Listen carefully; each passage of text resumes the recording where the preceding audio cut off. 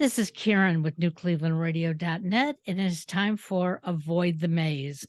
And again, avoid the maze doesn't mean that we avoid going to places that may not be on our path. In fact, avoiding the maze means trying to learn about it a little bit in advance so that we go in the right direction. And if we don't, that's okay. Let's look around and be mindful of where we are. I've been talking to a number of writers and coaches that I've met through Podmatch, and today I have Ray LeClaire Jr. I wonder what senior was like. Uh, and his backdrop has the name of his book, Who Are You Really? And I have to tell you, Ray, this is even more important to me than when I linked up with you and invited you on. I have taken a positive intelligence 6-week training, and following that for the last 5 months, we do a weekly review and see how we're going and, what makes sense to us now, how things have changed. And then I started taking coaching regarding grief because I felt like I was carrying around a lot of baggage. And I'm learning so much about myself that it is incredible that I can take some of the weight that's been on my shoulders and start like pushing it off because I'm becoming mindful of some of the things that maybe I've done or I'm doing that just aren't good for me. And I'm assuming to transfer your life, career, and relationships, you must first transform yourself. And I'm the only one who can transform me. Is that correct? Well, that is the truth. Yes. And if I may, would you be kind enough to explain the process that has allowed you to be free of some of that weight?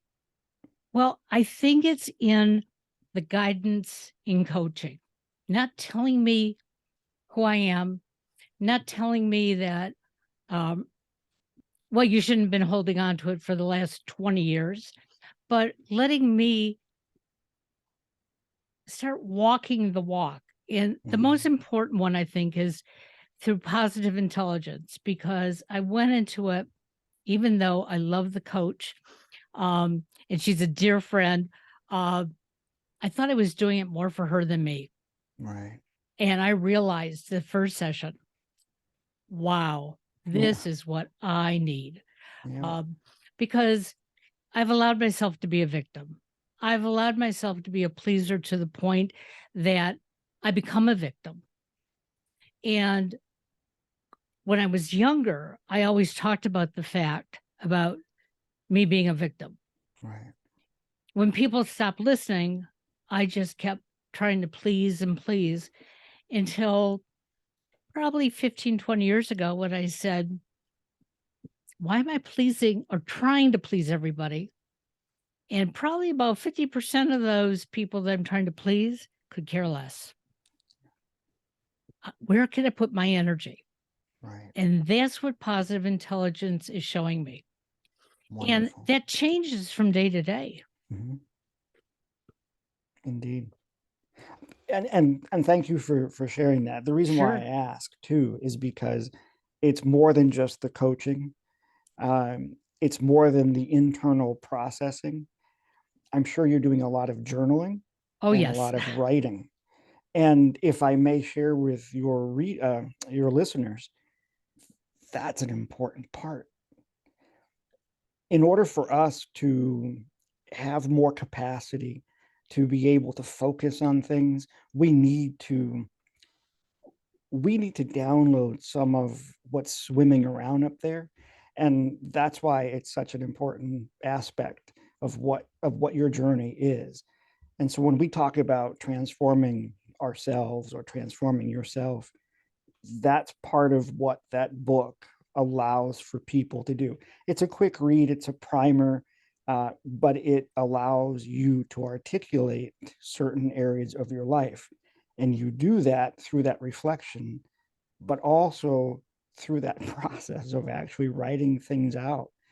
Even in education, there's something to be said about when you're studying or when you are doing an activity, writing it out, because you're seeing it, you're saying it.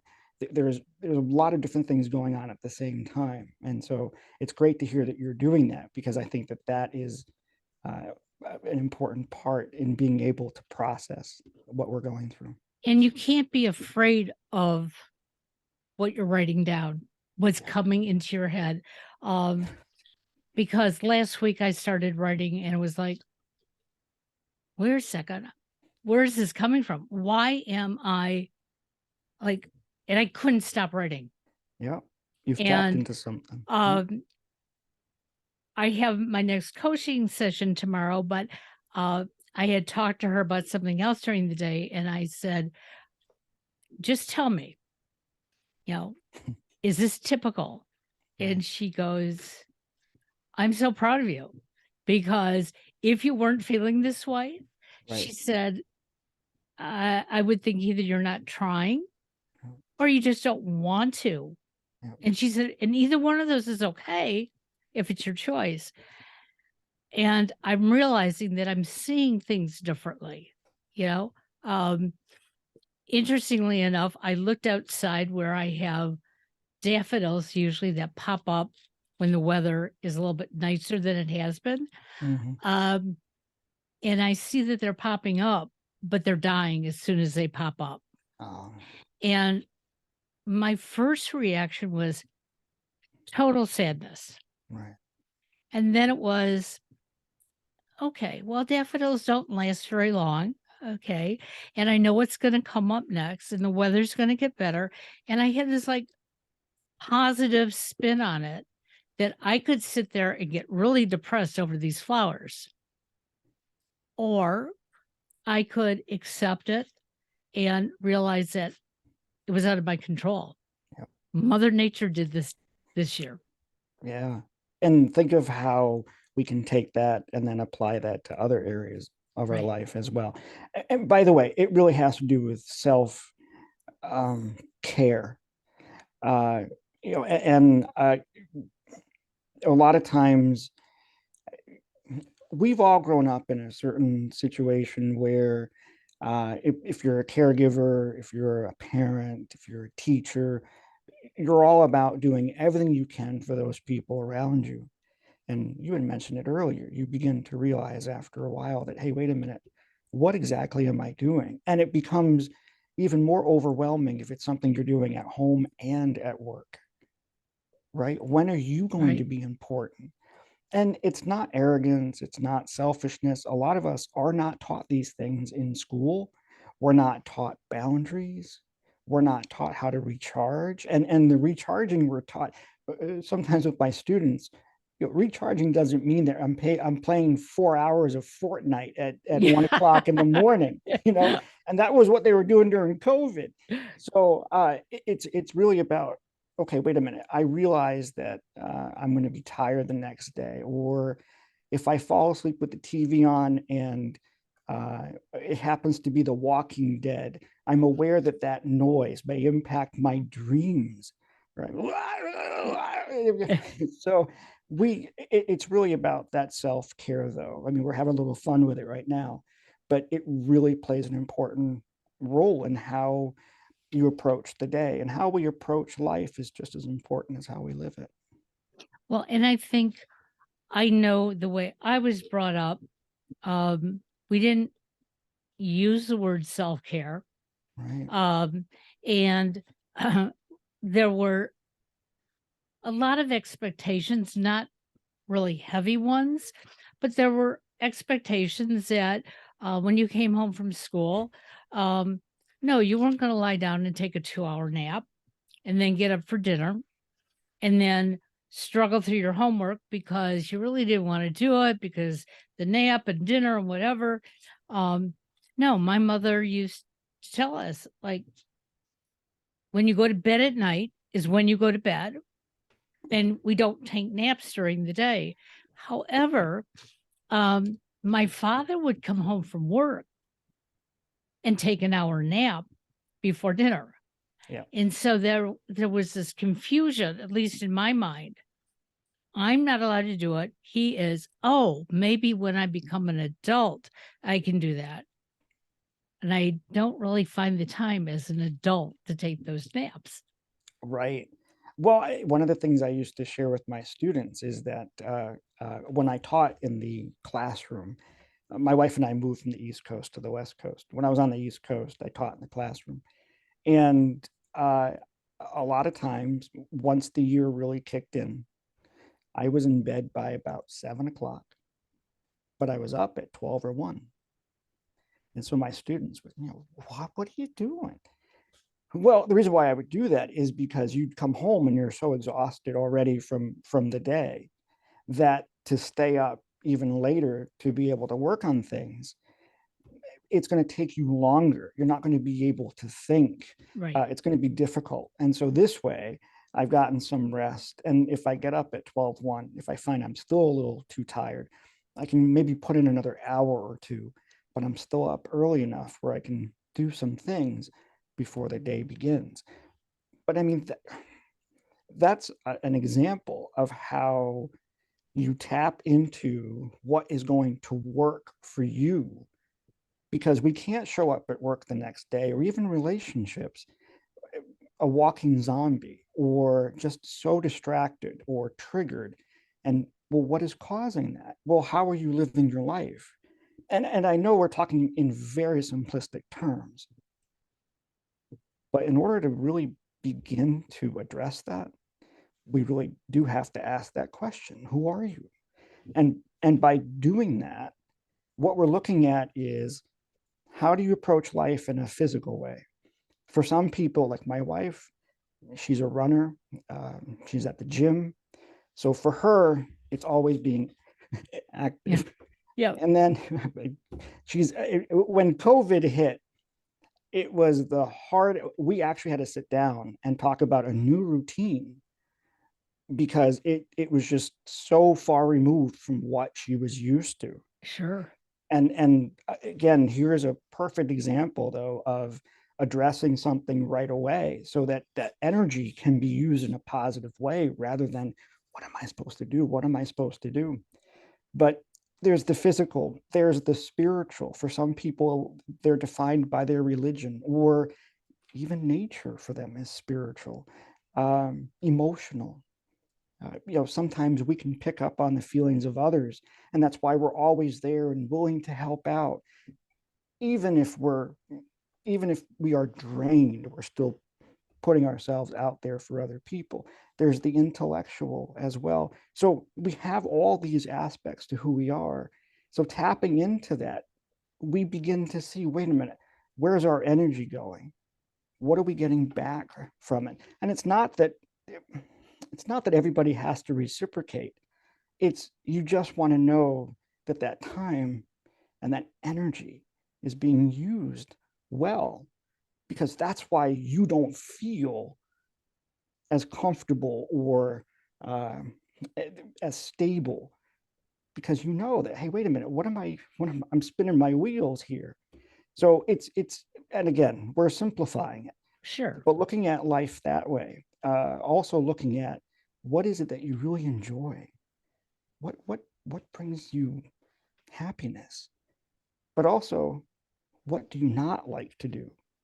Because think about that as well. I even young people, but look at how many times we end up doing things over and over and over that we really don't enjoy, and there's nothing coming out of that.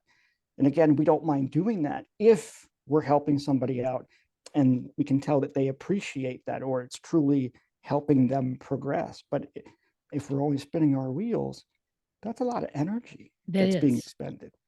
And and I know you teach, but I don't think, at least when I was growing up, we ever learned how to take care of ourselves. Okay. No. We went to school, we had so many classes a day. Mhm. Um, you know, When I talked to friends of mine who went to parochial school, it was even more structured. I didn't get my hand slapped in the public school system, but I was always waiting for it to be slapped. You know, uh, did I speak out of turn? Am I really sitting in the right chair? Um, I really don't understand what the teacher's talking about, but if I raise my hand, I'm going to interrupt her. She may get mad. I better not. Um, and it's interesting because I struggled all the way through school. And if you would have asked me when I graduated high school, what have I learned? I learned to get through 12 years of school. And I thought it was going to be that easy when I went to college. Was I wrong? Yeah. Yeah. But, I got my associate's degree, but it wasn't until my son was graduating high school that I thought it was difficult for me all those years ago. I have to prove to myself I can do this. And so I went back and I got my bachelor's and my master's, and it was wonderful because I did it online. And so much of it I had to do on my own. I had to learn how to research. I had to learn how to understand, that Google is not a research tool. That was very difficult for me. It was like, well, Google says, Right. but I still didn't learn how to take care of myself during that time. I was working full time, taking online classes so that I could graduate, get it all done in 2 years, driving myself crazy, but I did it. And it wasn't until after all that that I sat back and I said, now, what am I going to do? Who am I? I have a degree. I'm not happy with what I'm doing right now. And I thought about it, and really in less than 5 minutes, it was like, I know what I'm going to do. I'm going to start blogging and I'm going to podcast. And my word is not gospel, but it's my experience. And I will share that with whoever wants to share with me. And it makes a difference. You start to realize who you really are. And I can't fake it like I used to. And it's Right. so much better that way. Well, but think about the reason why we faked things in the past. It's because we thought that we were supposed to do something a certain way or say something a certain way. So imagine having that awareness as a teenager. My seniors, when we would do the college application essay, and I just want to preface, I'm not throwing shade at my colleagues, so I just want to, but a lot of them would have that essay as a regular type of assignment. And yet with my students, we would work on it for uh, a number of weeks, but intentionally. And it was about going through those questions and having the time to write what came to mind to the answer so they would feel comfortable with which question they wanted to address. And part of the reason why we were going through this process is because even if they didn't go on to secondary further education, it's one of the most important essays they'll ever write because it's asking them to think about who they were, who they are, and who they want to be.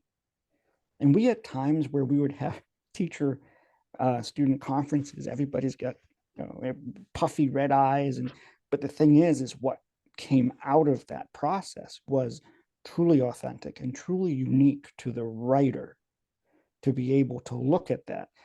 So if we spent some actual time really teaching students how to access their most authentic selves, and by the way, I've asked young people, who are you? And some will turn around and say, well, I don't know. Of course you don't.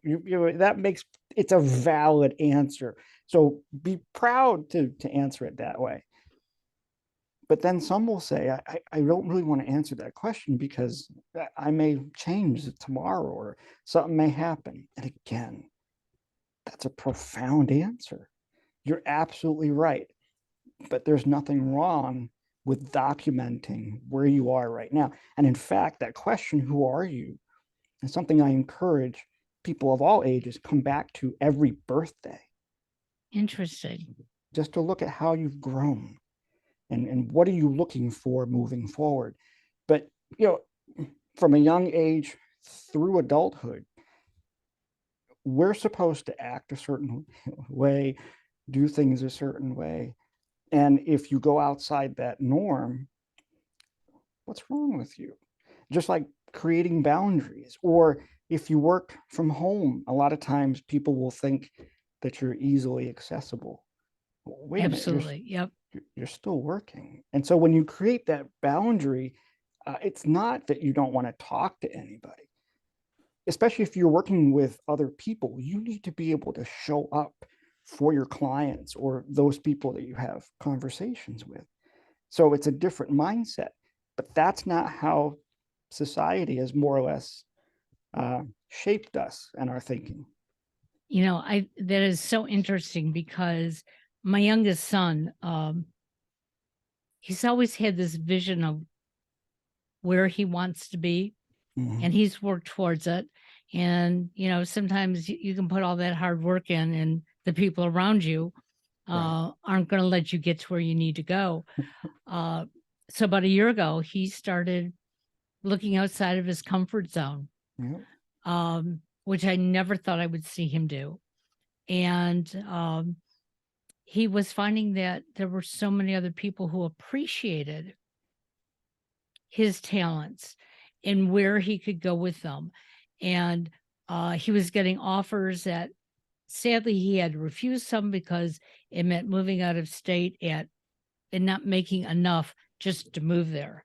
Right. But he finally got uh, a good offer, and he moved down to the Dallas Fort Worth area. And he is amazed that here he's working with a group of people who want to know what he thinks. And for so long, he held it in because, if I say it and you don't like it, and it's like, look at all the things I can do. He knew he could, but he was holding back. And I can see the authentic, how authentic he is.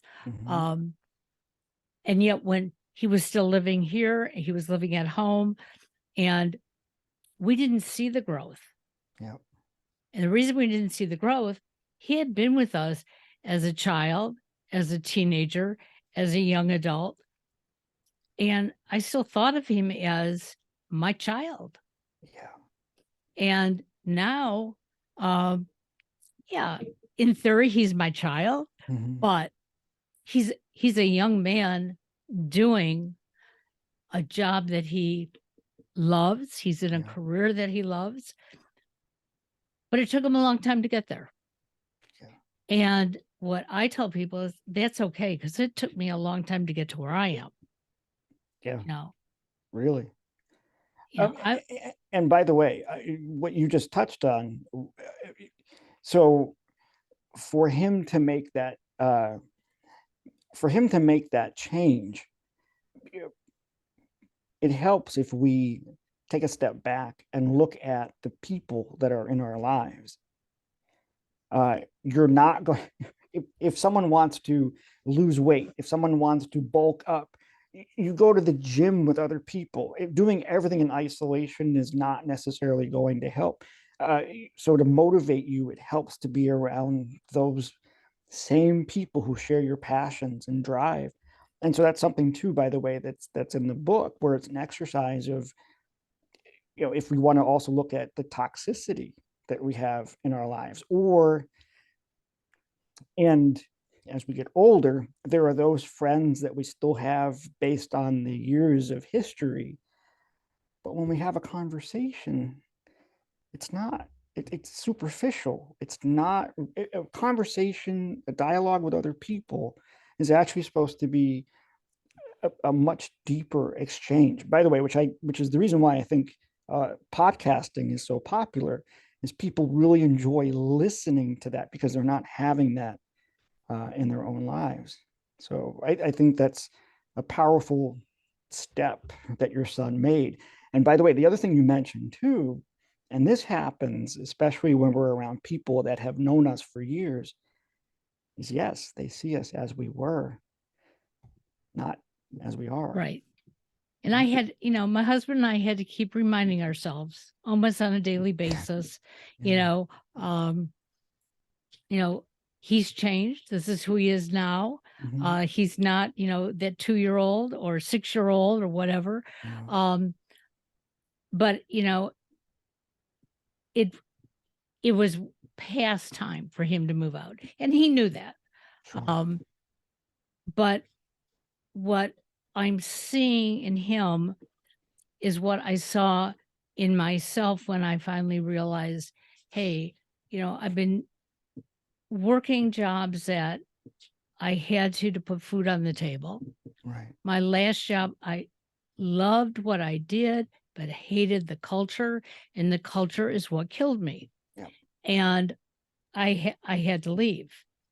And my fear was I was the breadwinner. I was making more than my husband at the time. And it was like, how do I go home and say to my husband, Right. I'm going to change our life. It's going to be topsy turvy. I can't stand what I'm doing. And I'm going to try something else.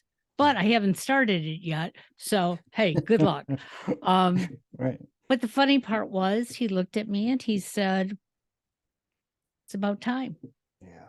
I said, but how are we going to survive financially? He said, we'll figure it out. But if you're coming home from another job or you're working from home and you are happy, wow, what a difference. And I looked at him and I said, I'm not happy when I come home from work. Yeah. And he goes, no, you're miserable. And he was right. Um, so what I want people to understand is that, and again, when I saw your book there, it was like, who are you really? Um, when you start delving in and you can become authentic and you can say to yourself, I'm not putting on airs. This is who I am. Um, love me or hate me. Uh, it's such a relief. I don't go out purposely to get people to hate me, but it's like if you don't like me, that's okay. Right. Um, and I don't even have to know the reason because it's your choice. But we But still have those rigid things going on around us, right. that are still telling us, you know, the best person in the room is who everybody loves, Right. and then you're sitting there going, oh, that group doesn't love me. That group does. What's wrong with me now? Well, by the way, you touch on a few things though, especially if you're going to change uh, once you have a mortgage, once you have children, and again, that's why I always more or less preface with we're talking in simplicity, simple terms here, but you can start, you can make progress, and the more that you are able to access who you are internally, there's going to be clarity. There's going to be that question of what if, but you're absolutely right. If you at least feel that you're making progress and you're happier,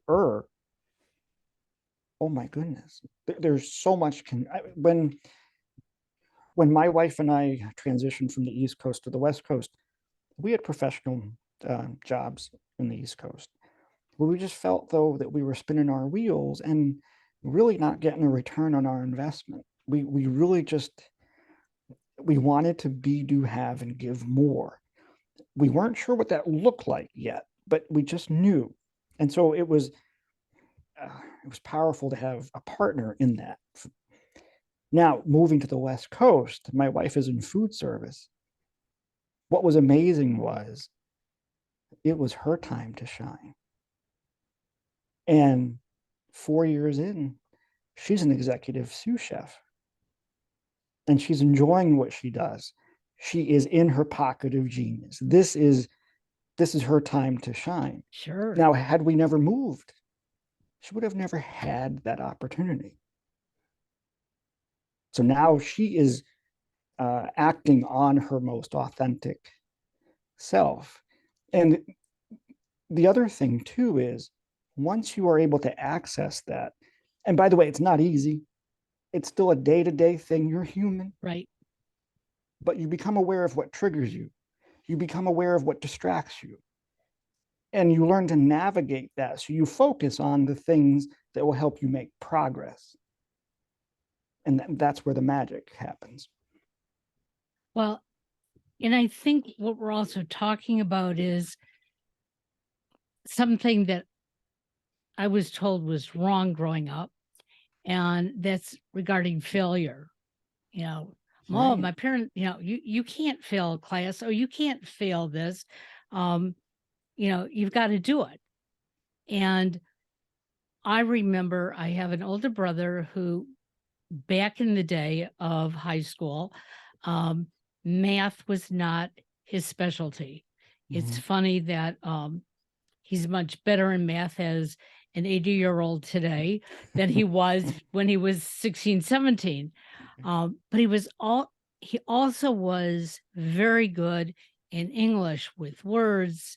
And eventually my brother became um, a Scrabble individual, and he Mm-hmm. started creating Scrabble teams Oh, wow. and trips, and has written books about Scrabble and the whole bit. He's in his glory. That's what he loves. He loves words. Um, and I remember as a young kid, he's 8 years older than me. He would be sitting at the dinner table and say, "Do you know about?" And he'd make up a word. And I would just sit there amazed, like, "No, tell me about it." And he'd create a story about it. My parents would be sitting there, "Stop, stop. You're teasing her."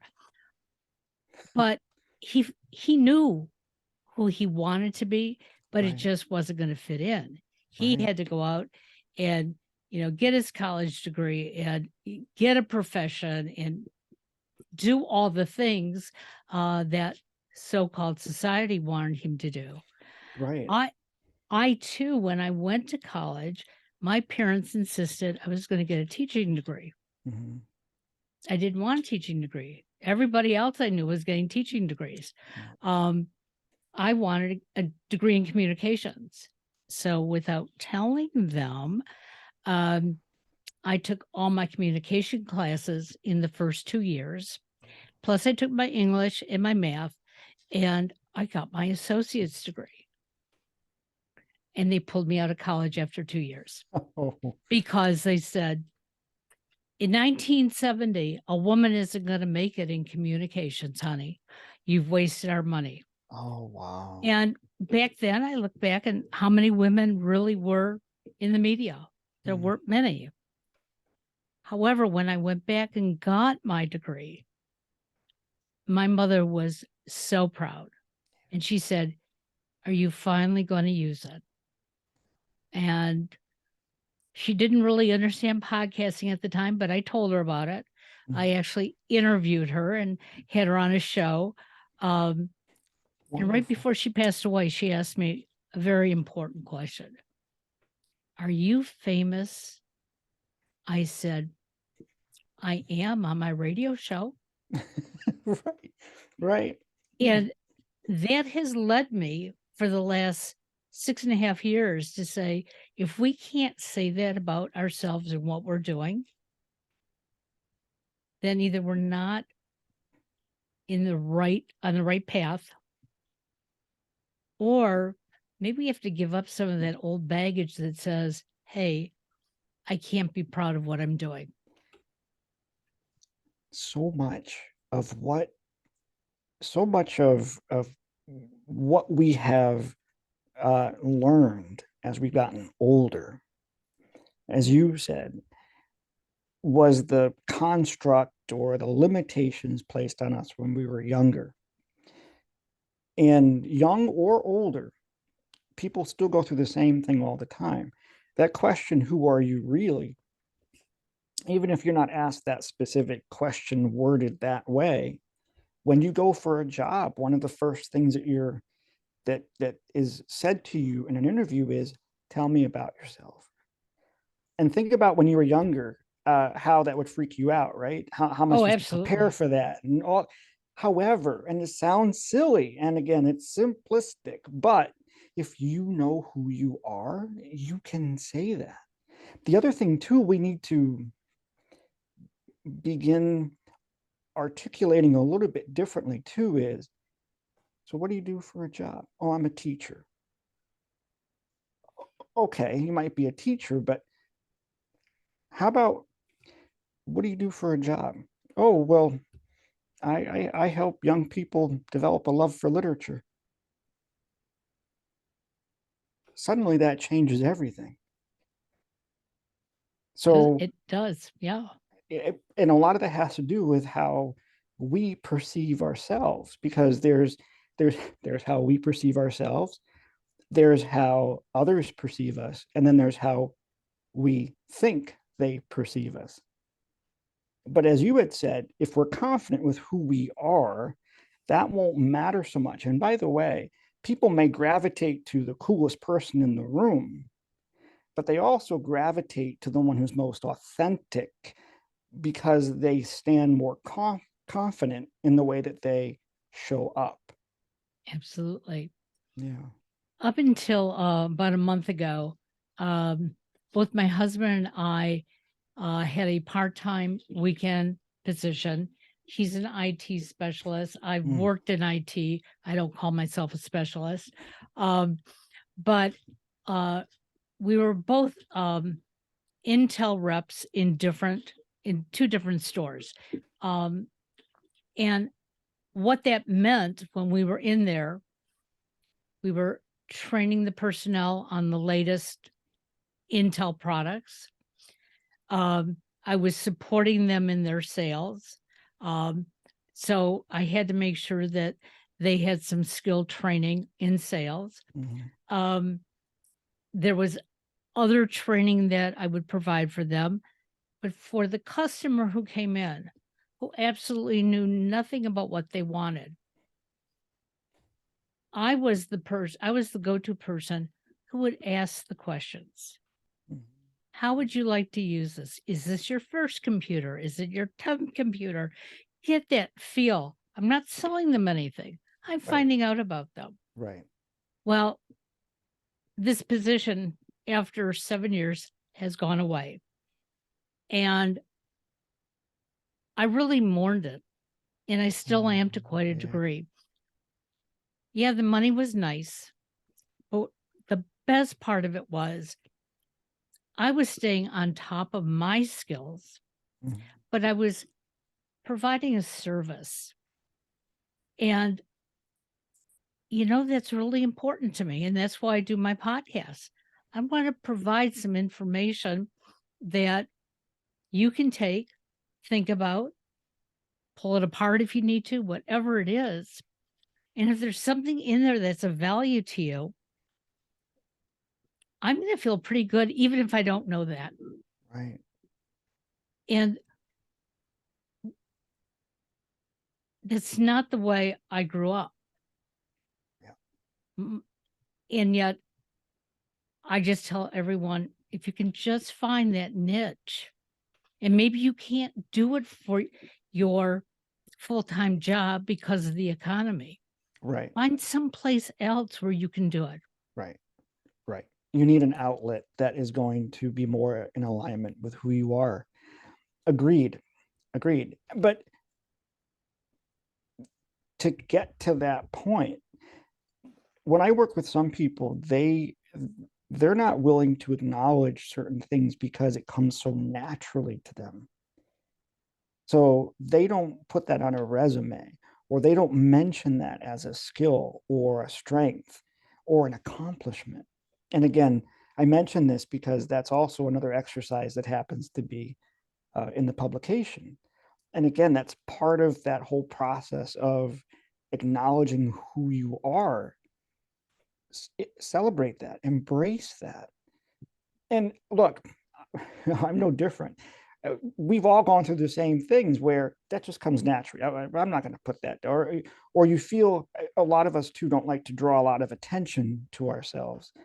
We're not looking for a poster, a banner, Right. but however, when it comes to a job or a position or finding a client, well, these are things that you can do or that you have done. A lot of other people may not be able to do that.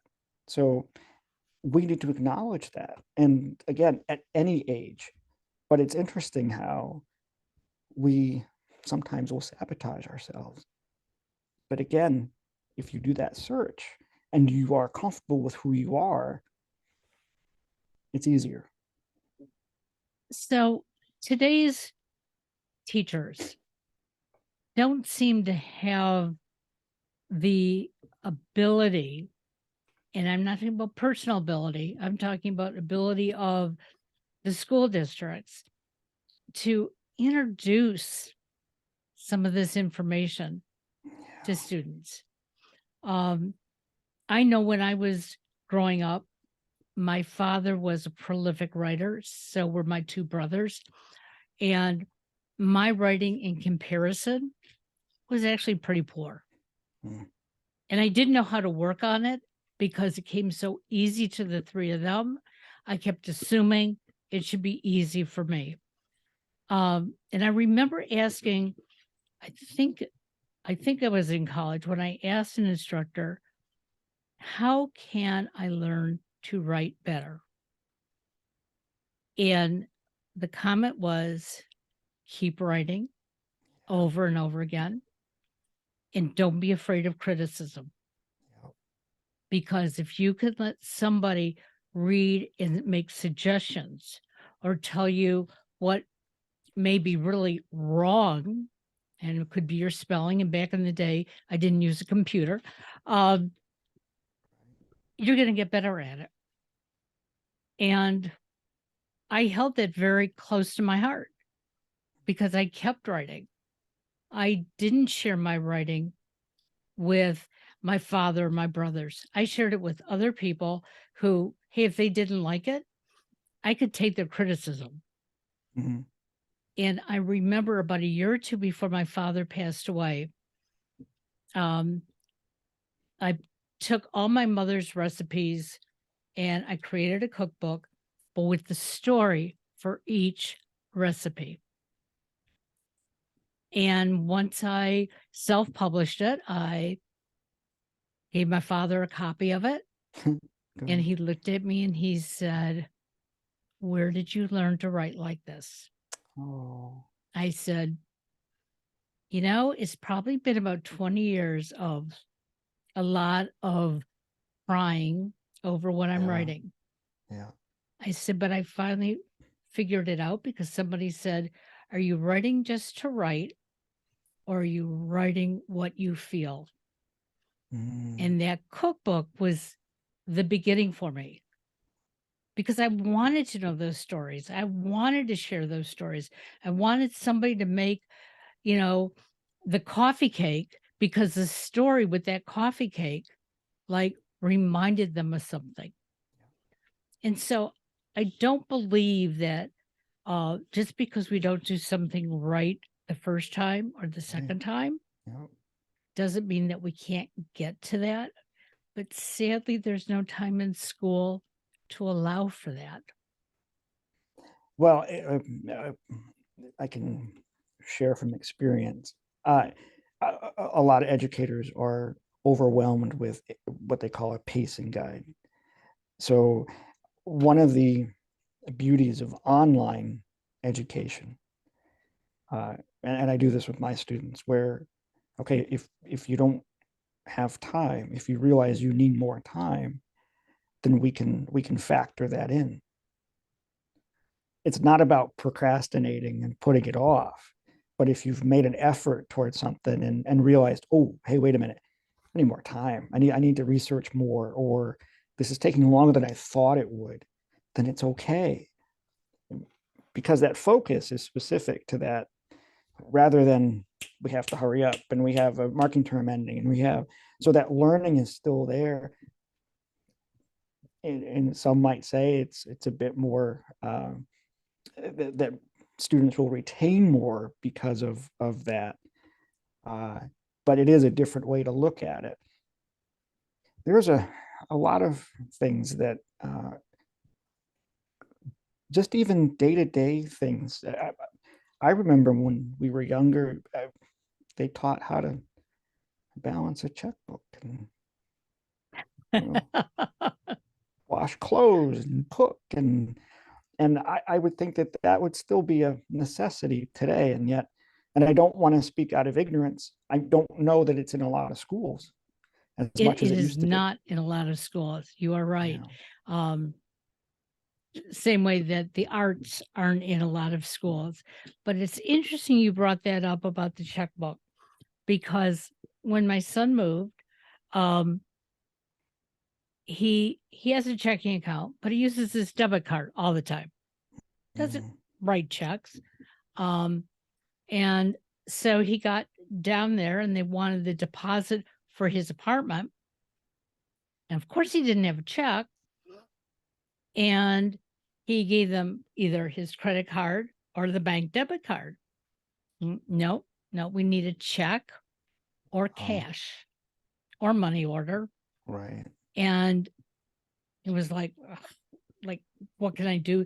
And his bank is not down in Texas. So it wasn't like he could go to his bank, get the money out. Right. But he was smart enough to call us and say, okay, I know you're on one of my accounts. Could you Western Union me the money? So I was glad that he did that. But then I said to him, have you ever written a check? And he goes, no. And I said, but you would know how to balance a checkbook, correct? He said, well, I know math. And I said, okay, but there's more that goes into it because you have to know about all the extra fees and whatever to add into it. Right. He goes, no, you never taught me. Okay. About a month later, we needed to change his car insurance. He was always on our policy. And he was overwhelmed. And I said, and we went over a few things. And I said, look, you're in a career where you may not be in the same city and state in a couple of years. You want to find an insurance company that is like nationwide. And so he did that. But after we went through all this, he said, they never taught us any of these daily skills in school. Yeah. And he started to say, you never taught me. And then he said, but I didn't think I needed to know. So I wouldn't have been receptive to you teaching me. So that made me feel a little bit better. But it made me realize how many young people are not prepared. You know, they all know about the plastic cards that they use, and that's all they know. And so, a little bit of extra teaching. And I think we all learn better from somebody outside the family than Right. inside the Right. family. Well, it was like during the Y2K period when more people were using computers. I would hear all the time that older folks would have their kids to teach them, but that would only go so far because the young people would lose patience. Why don't Yes. you do this? So we'd have to hear my son or daughter was yelling at me the whole time. But I can't speak to why even as an elective those are not around anymore. But we also, in addition to that practical, we also need the emotional. Right. One of the things that I remember my juniors and seniors, when guidance would come in and they'd be getting ready for the PSATs and the SATs, they'd have to fill out what they're interested in possibly pursuing. And so many of them would look around and go, what am I don't even know what's out there. And so I have a study skills course that I teach, and I also have essential study skills, a holistic approach to learning publication as well. And based on the course, the publication, even though it's about study skills, it's also about life skills, from time management to how we approach things to how we deal with anxiety and stress. But think of how much would be resolved if these things were covered. I mean, there are some teachers who will incorporate that into their Sure, teaching, absolutely. but a lot of times too, that is going to come from the experience that that teacher has gone through. So one of the great things, I had gotten laid off at one point and went into corporate training. So when I came back into the academic classroom, I brought that experience to make sure that there were certain things that my students knew, whether it was middle school or high school.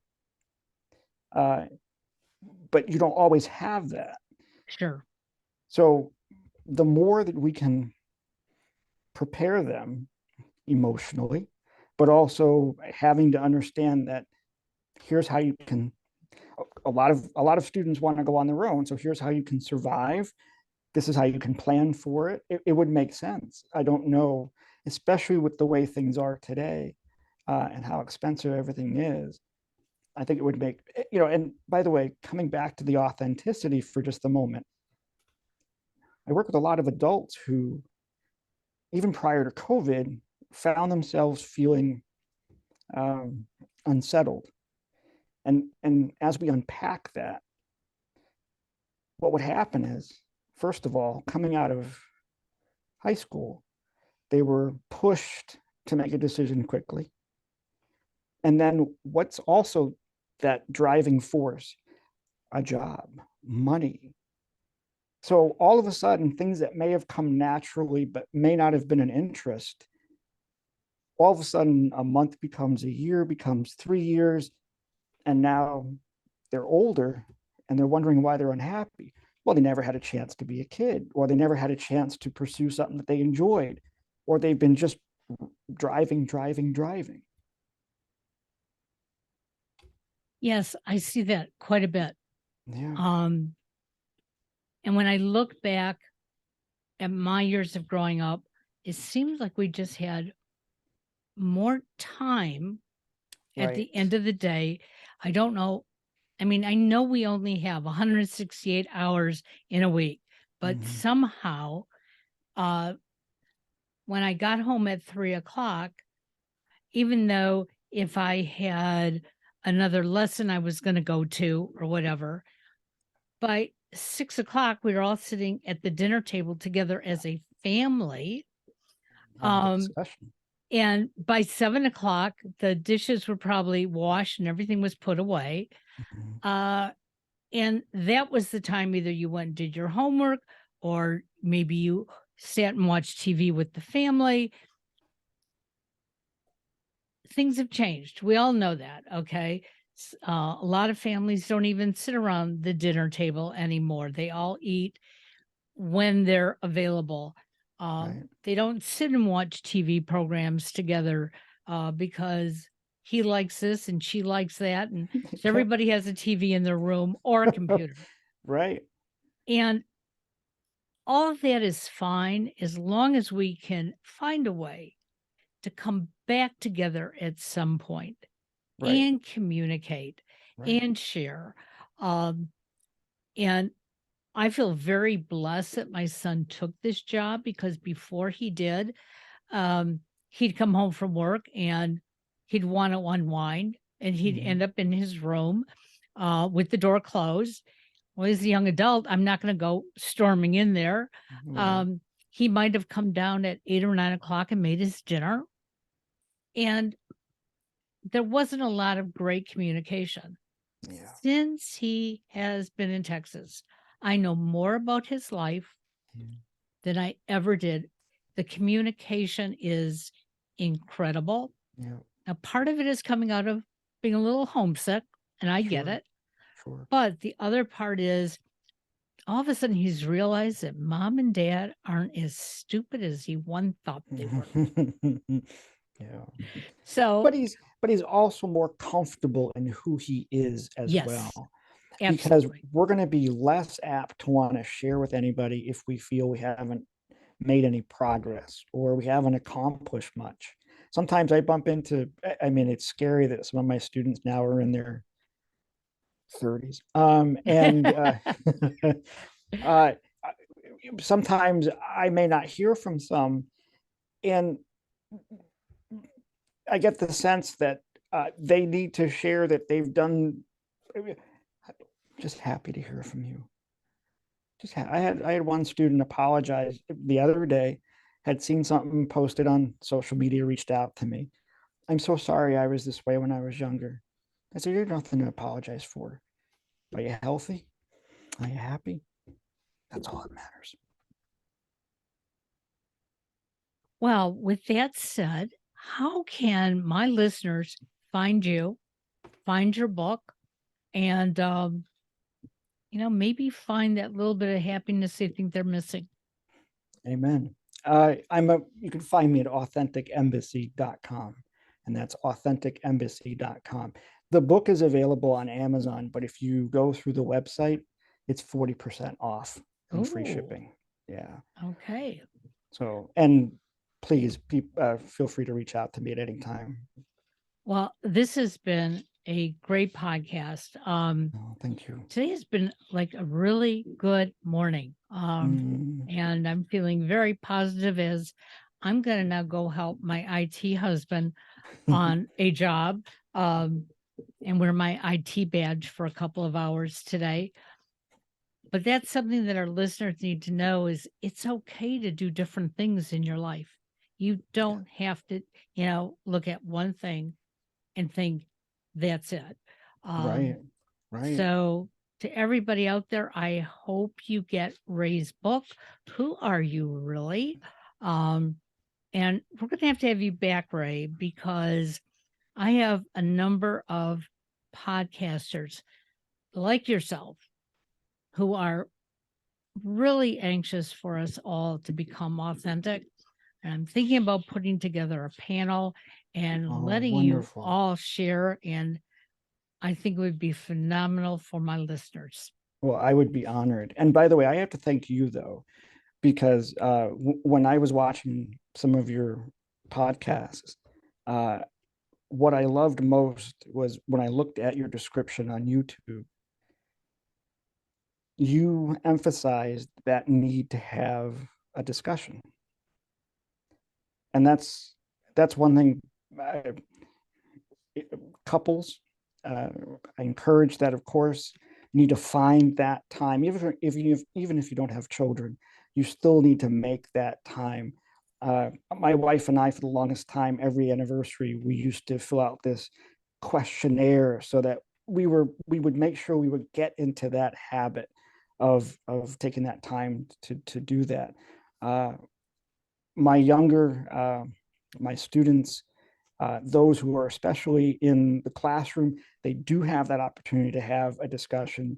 Although teachers don't always have that because of Sure. interruptions and different things, but the more prepared they are, you'll be able to have that. But those who are at home, I try to encourage them, even 15, 20 minutes, talk to mom or dad about whatever you're covering, because that sparks new ideas and allows you to connect even more.